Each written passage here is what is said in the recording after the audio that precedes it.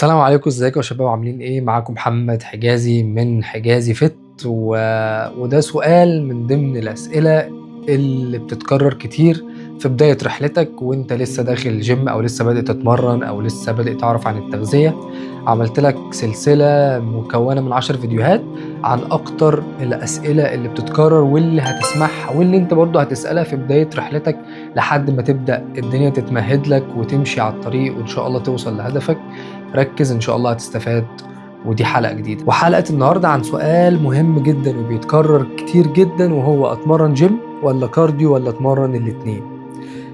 الحقيقة هو الموضوع مهم، بس هو سهل مش صعب.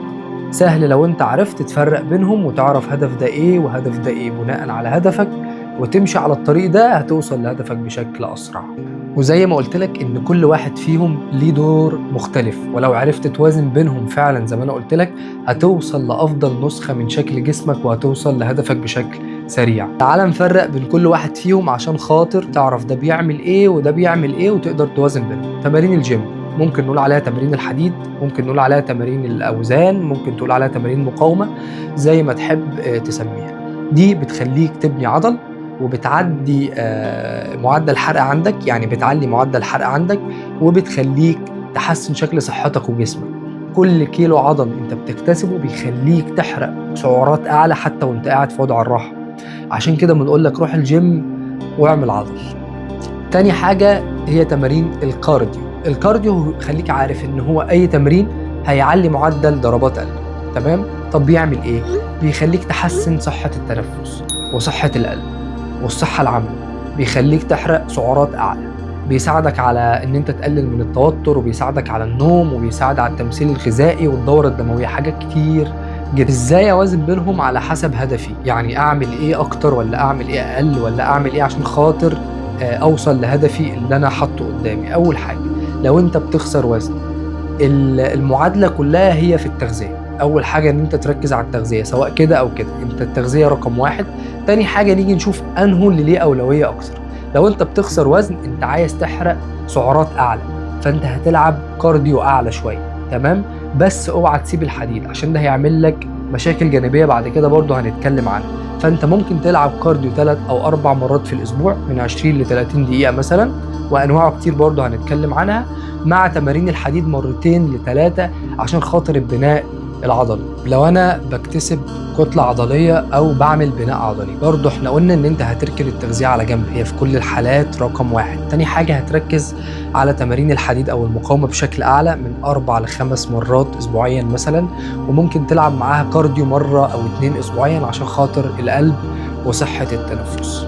لو انا هدفي الاتنين، يعني اللياقة والصحة العامة، وان انا برضو اتحكم في موضوع الدهون دوت، وان انا ابني عضل، القصة كلها هنا ان انت تعمل خلط بينهم بشكل متوازن. يعني لو انا هلعب 3 تمارين كارديو مثلا، العب قدامهم 3 ايام حديد، على يعني اختلاف عدد الايام عادي، انا بس بقول لك الفكرة يعني. تمام؟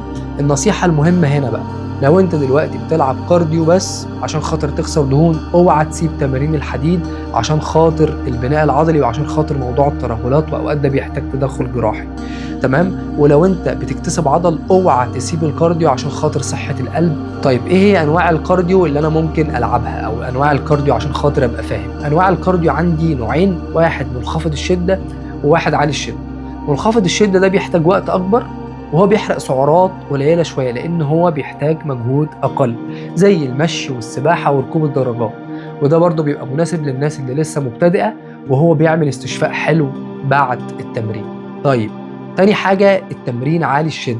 تمرين عالي الشدة ده زي الجري أو زي السبرنتات أو زي تمارين الديسكات، أو أي تمرين يخلي ضربات قلبك تطلع بشكل أسرع، وده بيحرق سعرات عالية في وقت أقل، بس هو بيبقى مجهد شوية. عشان كده ده مناسب للناس المتقدمة في الليفل بتاعها. برضو أنشطة زي اللي احنا بنعملها زي الكورة أو الباسكت بول أو الفولي بول، كل نشاط بيخلي ضربات قلبي تعلى أو بشكل أسرع، يعني ده برضو نوع من أنواع الكارديو اللي ممكن تعتمد عليه. آخر حاجة هنختم بيها هي الأخطاء اللي الناس بتعملها في الكارديو والحديد، إن أنا ابقى عندي افراط في الكارديو، ان انا افضل اتمرن كارديو وده هيفضل ياثر على عمليه البناء العضلي بتاعتي. تمام؟ تاني حاجة إن أنا أعتمد على الكارديو بس عشان يوصلني لهدفي إن أنا أخسر دهون. في حالة إن أنا باخسر دهون أعتمد على الكارديو بس، تمام؟ ده هيخليني أخسر دهون بشكل أسرع، بس هيأثر على عملية البناء العضلي وهيعمل لي هدم عضلي، تمام؟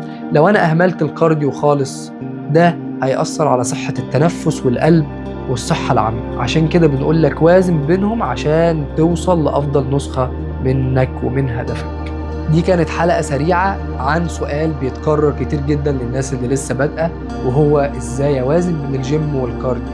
صدقني ان التوازن بينهم هو المفتاح عشان خاطر توصل لهدفك، ولو ما عملتش كده هتضيع وقت كتير ومجهود كتير كنت انت اولى بيه ان انت توصل لهدفك بشكل اسرع.